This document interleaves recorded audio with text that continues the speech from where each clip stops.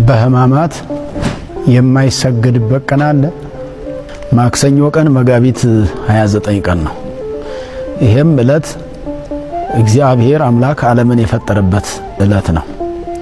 እንደዚሁም ደግሞ የተፈጠረው ዓለም ሲበድል ይሄ ካለመኖር ወደ መኖር መጥቶ የተፈጠረው ዓለም ካለመታየት ወደ መታየት መጥቶ የተፈጠረው ዓለም ሲበድል አዳም ሲበድል በአዳም በደል ምክንያት እግዚአብሔር ወልድ ከመቤታችን ከስጋዋ ስጋን ከነፍሷ ነፍስን ነስቶ የተጸነሰበት ዕለት መጋቢት 29 ቀን ነው። ትልቅ በዓል ነው።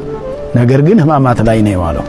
ህማማት ላይ በመዋሉ እንደዚህ ዓመታዊ ሆኖ ቀርቶ በዓለ ወልድ በዓለ ማርያም እንደዚህ የግዝት በዓላት የሚባሉ በስቅለት ቀን ወይንም በሰሙነ ህማማት በሚውሉበት ጊዜ የማይሰገድባቸው ቀኖች ተብሎ ይነገራል። አንዳንዴ እውነት ነው፣ ትውፊቱ ይኖራል። የግዝት በዓላት ሌላ ጊዜ አይሰገድባቸውም፣ ስግደት አይፈጸምባቸውም። ስግደት የማይፈጸምበት ምክንያት ደግሞ በሌላ ጊዜ ቅዳሴ ስላለ ነው። በህማማት የሚከናወነው ህማማትና ህማማት ብቻ ነው።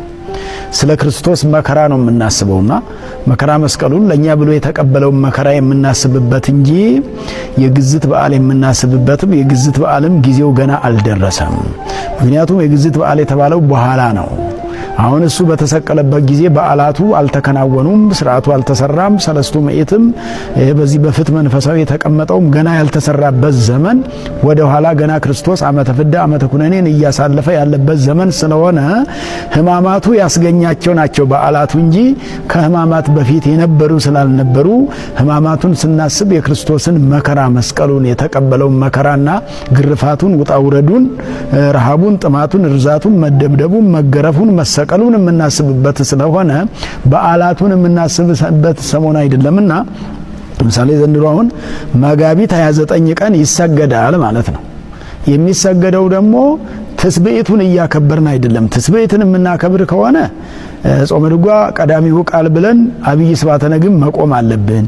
ማይሌት አንዳንድ ጊዜ ደግሞ እንግዲህ ማይሌት የሚቆምባቸው አካባቢዎች አሉና ትስብእትን ምክንያት አድርጎ በእርግጥ እንደ ትልልቆች አድባራትና ገዳማት እንደ ጾመ ድጓው እንደ ድጓው ሕግ የሚገባው ቀዳሚው ቃል ብሎ አብይ ስብሐተ ነግን ማድረስ ነው።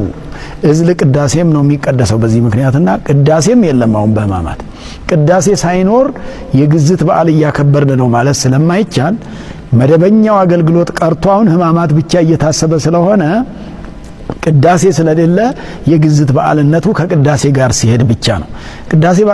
ቅዳሴ ስለሌለ ማይሌት ስለሌለ ቁርባን ስለማይቆረብ ክርስትና ስለማይነሳ ፍትሐት ስለማይፈታ